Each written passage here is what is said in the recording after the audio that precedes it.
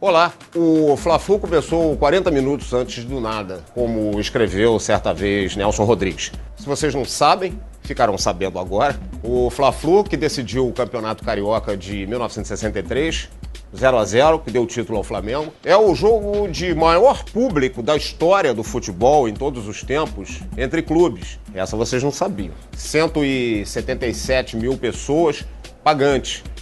Dizem que tinham mais de 190 mil pessoas no Maracanã, ninguém garante isso com certeza. Mas a gente não vai falar de Fla-Flu de campeonato estadual, a gente vai falar Fla-Flu de brasileiro. Seria interessante aqui a gente destacar alguns jogos entre Flamengo e Fluminense na história do Campeonato Brasileiro, que começa oficialmente em 1971.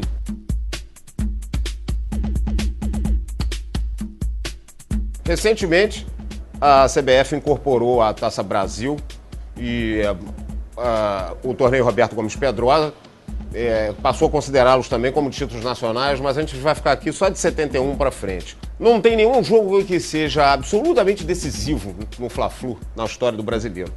E eu acho que isso passa a ser interessante porque o jogo decisivo pode ser sempre o próximo. E nesse momento, Flamengo e Fluminense com a mesma pontuação no campeonato de 2011, mal ou bem, às vezes mal, às vezes bem, brigando pelo título contra Botafogo, São Paulo e Vasco. Eu acho que o Palmeiras já está meio fora da briga. Mal ou bem é sempre capaz de gerar muita expectativa. Como a gente está falando aqui de passado e de presente ao mesmo tempo, vamos nos lembrar aqui, por exemplo, do Fla-Flu de 75. O Fluminense tinha dificuldade para ganhar do Flamengo na época da máquina e principalmente com o Rivelino. No jogo do Campeonato Brasileiro de 75, o Rivelino não jogou e o Fluminense ganhou de 3-0. Curiosamente, com 2 gols do lateral esquerdo, Marco Antônio, campeão mundial em 70, 2 gols de falta do Marco Antônio. Esse jogo acabou sendo significativo, exatamente por fato de que o Fluminense tinha dificuldade para ganhar do Flamengo quando jogava com a máquina. E esse jogo ele acabou ganhando sem o Rivelino.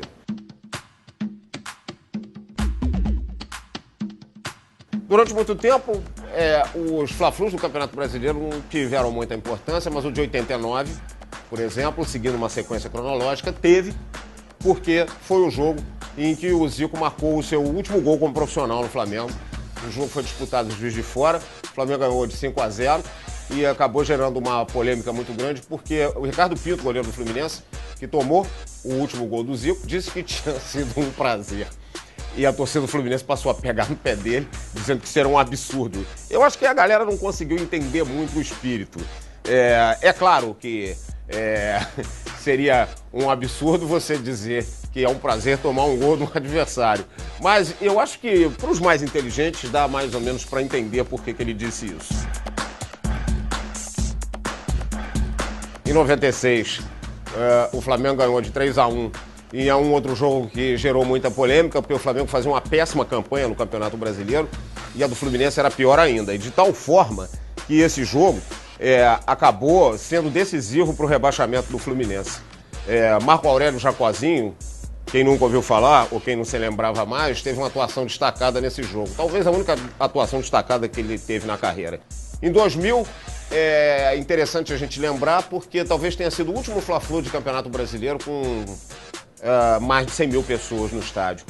O jogo gerou muita expectativa porque o Flamengo conseguiu formar um time cheio de craques, mas que não era um bom time. Contratou muitos jogadores importantes, jogadores de seleção, mas não conseguiu formar um time, não conseguiu efetivamente disputar o campeonato. E o Fluminense, embora não tivesse um time tão bom quanto o do Flamengo, acabou chegando muito mais à frente do que o próprio Flamengo. Acabou sendo eliminado pelo São Caetano dentro do Maracanã.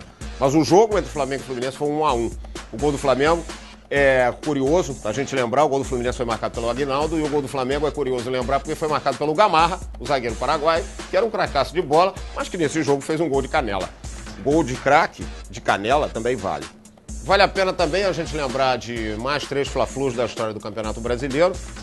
2007, que foi um jogo curioso, porque o Flamengo ganhou de 1-0, gol do argentino, o Max Biancucci.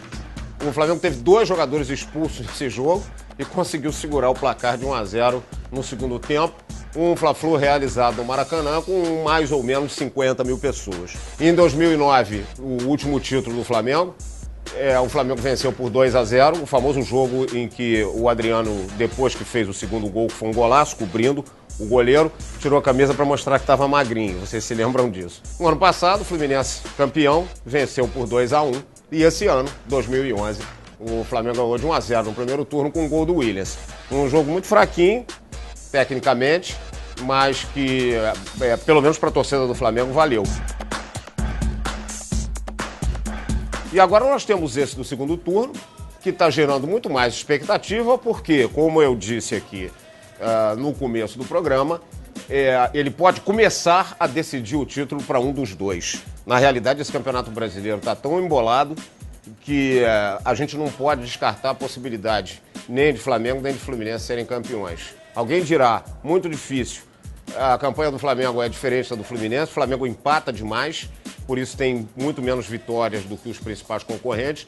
E a campanha do Fluminense é muito doida porque ele tem praticamente o mesmo número de vitórias e derrotas, provando que no campeonato de pontos corridos, quem empata não chega a lugar nenhum. Sendo assim, pelo menos por enquanto, e dependendo do resultado desse jogo, se o Fluminense vencer, o Fluminense passa a ter muito mais chance de ser campeão ou bicampeão do que o Flamengo. Mas não importa a situação em que cada um esteja, o Fla-Flu é sempre um jogo sensacional, tentando, sem conseguir fugir de um lugar comum. O Fla-Flu é sempre um jogo espetacular, capaz sempre de levar muitas emoções aos torcedores dos dois times, sem dúvida alguma. E esse, pela circunstância, deverá ser um jogo muito mais interessante do que o do primeiro turno, quando o Flamengo venceu 1-0. Na semana que vem tem mais baú. Até lá.